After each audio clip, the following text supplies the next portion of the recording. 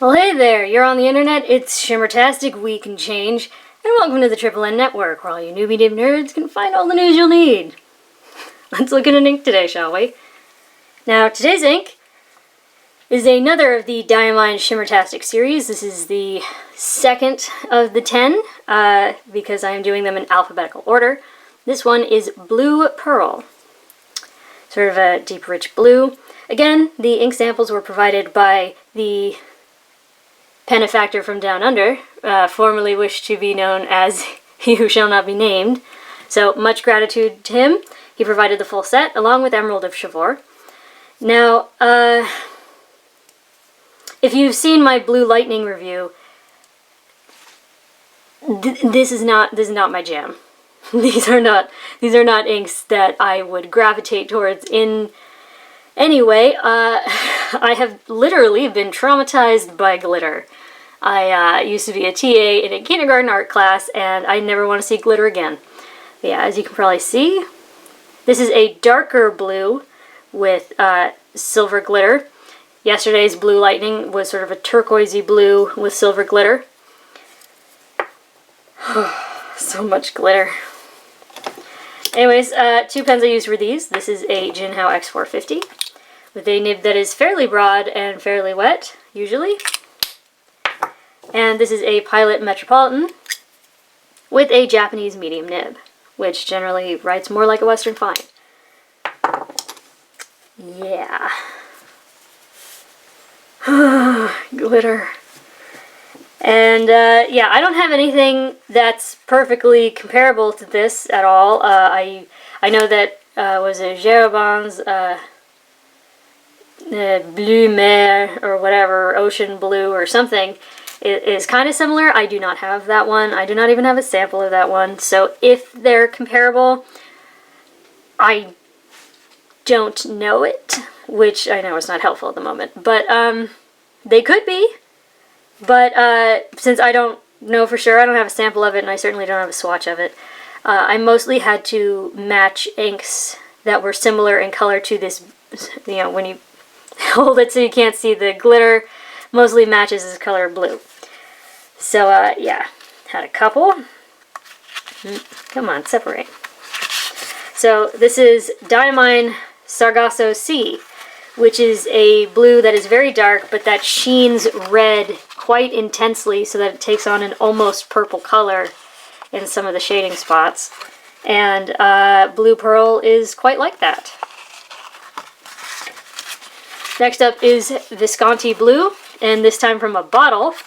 I now have a bottle of Visconti Blue, so I will be retesting that because my review of the cartridges, the internet eviscerated me, so I will be re-reviewing that. But as you can see, quite similar, particularly like the darker bits, very similar. There aren't many light bits in this, but yeah, that's Visconti Blue.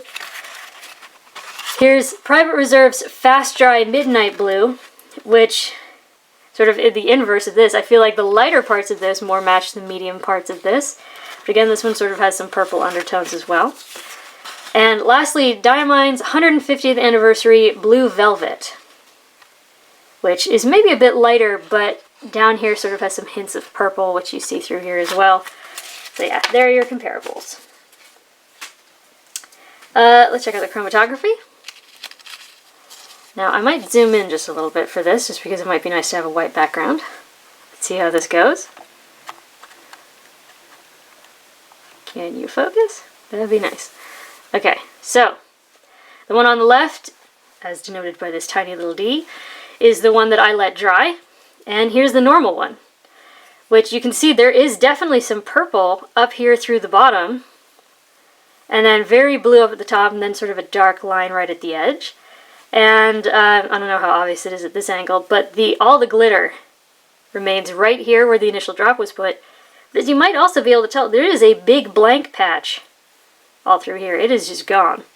Now here's where I let it dry, which is largely the same, except that it seems like the purpley bits are kind of resisting being pushed up, and some of the blue bits are just a bit lighter than we see here. But again, glitter all remains down below, and the area surrounding the initial dot is darker. See here, it's pretty much completely released, but here it's kind of fighting it. So, yep, there's that. Now, I thought I'd show some chemical tests. Oh, yeah, I gotta zoom back out. Sorry, guys, I forgot. Anyways, so, oh my god, the glitter.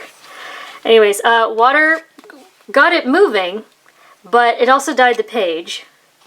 1/3 bleach solution, as you might be able to tell, like, got rid of maybe 98% of it, but there is something behind. It is just like the vaguest hint of, like, taupe or something. Yeah, anyways, ammonia pen flush got it moving, but it dyed the page even more than water, and it actually started to come through the back, so I had to sop it up quite quickly. Hydrogen peroxide, mostly the same. So, yeah. Alright. Paper test. Top down in density, Clairefontaine, 90 grams per square meter. Now, from this angle, mostly you don't see the glitter so much, and you can see probably that there's some shading. It is a very dark, rich blue. This is not a medium blue, this is like a royal blue, but as you can probably see, like, this part of the P is lighter than this bottom, top of the J is lighter than the bottom. So if you hold it at the right angle where you don't see the glitter, you can see some shading.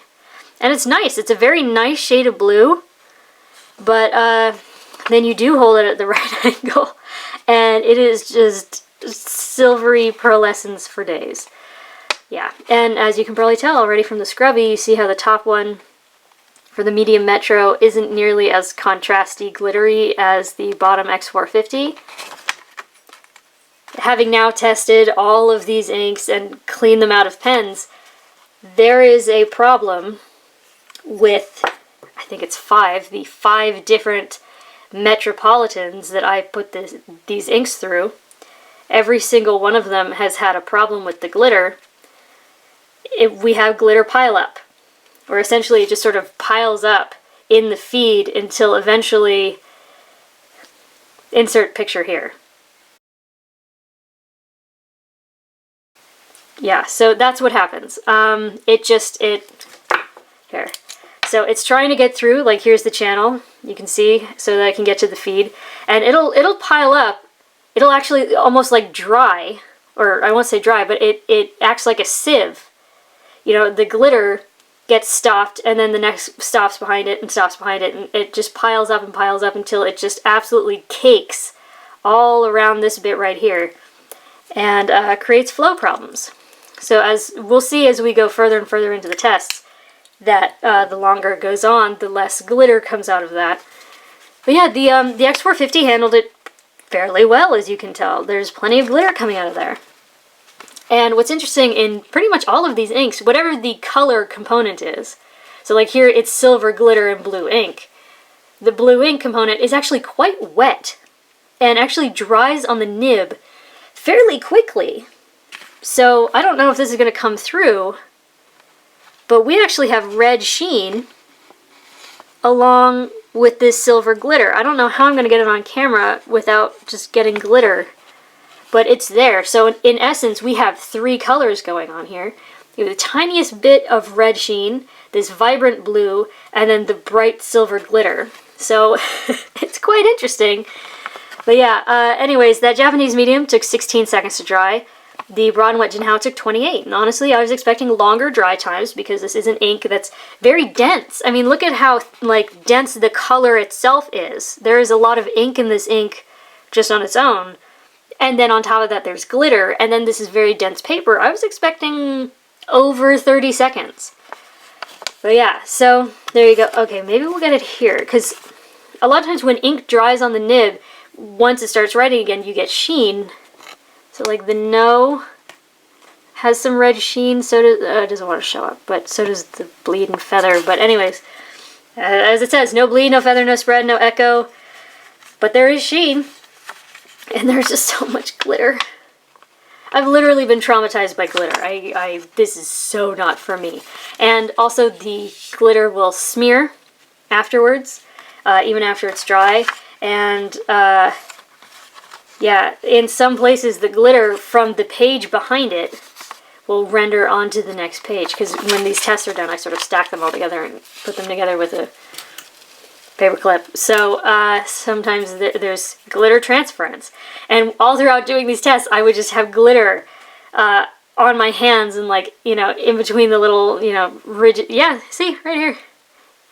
Yeah, and that's just from handling it for just doing these, the last review and this one. So yeah, prepare to sparkle. But yeah, no bleed, no feather, no spread, no echo, no sheen. Not a lot of water resistance, in fact, essentially none, but it does leave a bit of a mess behind. Yeah, there's a light blue tint. Next up is Fabriano Eco Qua, which is an 85 gram per square meter paper. I quite like this stuff. This stuff is essentially my favorite ink to write on. But yeah, again, that Japanese medium took 16 seconds to dry. Broad and Wet JinHao took 28. And from this angle, we can really see this lovely shading that we get in the writing. But again, you kind of have to hold it at this side angle, because if you don't get it at that angle, you're just going to get pure silver.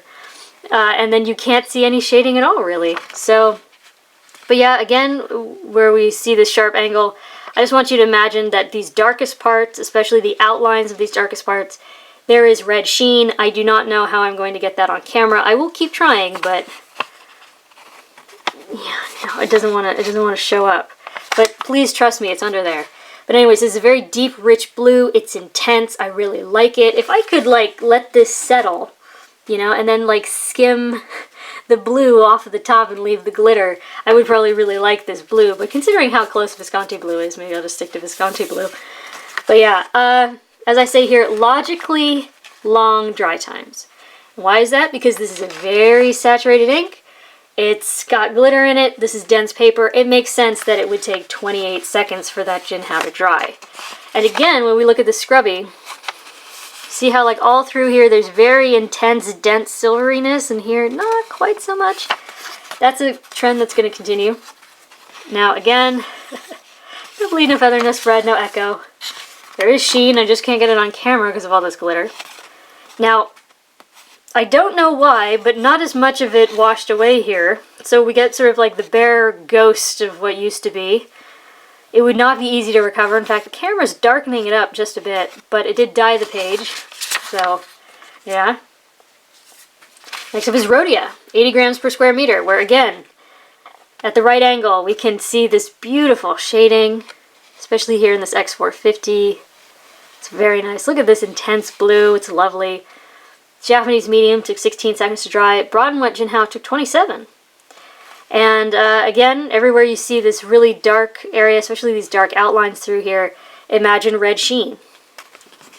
It's just hard to see because it's just all glittery from every angle but a sharp one. But yeah, scary glitter because it's just so intense. And it does dry very quickly on the nib, which is why, oh, maybe I'll get it on this no. You can kind of see it. See, just like the barest hint of like a dark red, almost purpley sheen on that end. And you got to imagine it all throughout. It's just most noticeable there. But also, as you might be able to see, if I bring that in really close, you see how it looks like it's feathering? That's not that. That is me smearing it because it took a long time to dry because it had dried on the nib, etc., etc. But yeah, again, dyed the page. Only the barest hint of anything remains, but there's no bleed, no feather, no spread, no echo. There is sheen. I don't know why I said no sheen, but yeah. So it's very well behaved in that regard. Next up is Tomoe River paper, which is known for drawing out shading and sheen and echo and dry times, and it certainly did. That Japanese medium took 20 seconds to dry. Honestly, I was expecting it to be more drawn out, you know, expecting it to be like maybe mid to late 20 seconds. And I was expecting this to be like maybe close to a minute. But this X450 dried in 46 seconds. Granted, I usually stop counting at 30. But I understand how this works. It is a very dense ink. It has a lot of ink in it all on its own. And that blue component flows quite wet. And then on top of that, you've got glitter. So it's going to take a while. Now here, again, at this sharp angle, we can see very, very nice shading. We even get a dark halo effect around the darkest parts, the wettest parts. But it's hard to see, except at this sharp angle. And, come on. Now there's red sheen all through here. I wish I could get it on camera, but the glitter's kind of hiding it. And it's in the writing as well. What about the? We get it on the? Maybe a little bit? That'd be nice. But anyways, it looks lovely. It's an intense blue. It's a rich, rich blue. However, it takes very long to dry. So like you see in the note, like that's a fingerprint. Little bits of fingerprints, and they're all over the place because it just takes a very long time to dry. But yeah, no bleed, no feather, no spread. You wouldn't expect that with Tomoe River. But there is some echo, because this is a very dark, well, not like dark as in like, you know, like midnight blue, but dark as in dense blue. And so with this super thin paper, you are going to get a bit of an echo. So if you're sensitive to that, it's not show through. Like here, when I hold it up, even in the scrubby, you can barely see where that is. But, you know, if you're like in a notebook and you're very sensitive and you have to write on both sides, something to consider. Now, this paper does love to let ink slide away when you add more water. And this ink has kind of been letting all the papers do that anyway, so almost nothing remains. In fact, the camera's darkening that up quite a bit. But yeah, well, you can see the dots from X450 in real life. But yeah. Anyways, so there's that. For the next 3 tests, sorry, bonk the camera. For the next 3 tests, I just used that Japanese medium, except to write the name. And again, I just kind of want to show this. So like here, where it says Blue Pearl, you still get an intense amount of glittering from that X450. Here, much less so. And yeah, this is the world's worst 20-pound copier paper. So we're going to get an intense amount of spread. So this is that same medium on Tomoe River. This is it on the 20-pound. And here there's really no more shading left, so it almost seems to lighten the ink. Just because instead of having the contrast of lighter and darker, there's just kind of the medium. So, yeah. It's, yeah, we get woolliness, and on this one we get feathering. On Blue Lightning we didn't really get feathering. But, yeah, I guess it could be worse. 2.5 seconds to dry. It's a nice color, but again, the glitter is starting to pile up, and it's getting a little harder to notice. We do have many spots of, like, many tiny spots of bleed, but then, like, in the midst of a lot of show-through. So this would not be easy to write on both sides. And again, this is a Japanese medium. But the blue component of this ink is quite wet flowing, so, you know, you kind of got to balance it out. Now, more absorbent papers tend to draw the ink in, make it hard to wash out. This is mostly just a disaster. It's like half wanted to let go and half double down on feathering and spread. That would not be the easiest thing in the world to recover. But again, this is the world's worst 20-pound copier paper. As someone who actually, you know, like, I get paper, I know how it is, what it works, etc., etc. This is probably some of the worst paper I have ever encountered, and that's saying something. So chances are you have something at least a step up from this. Next up is what I'm calling a Mead-like paper.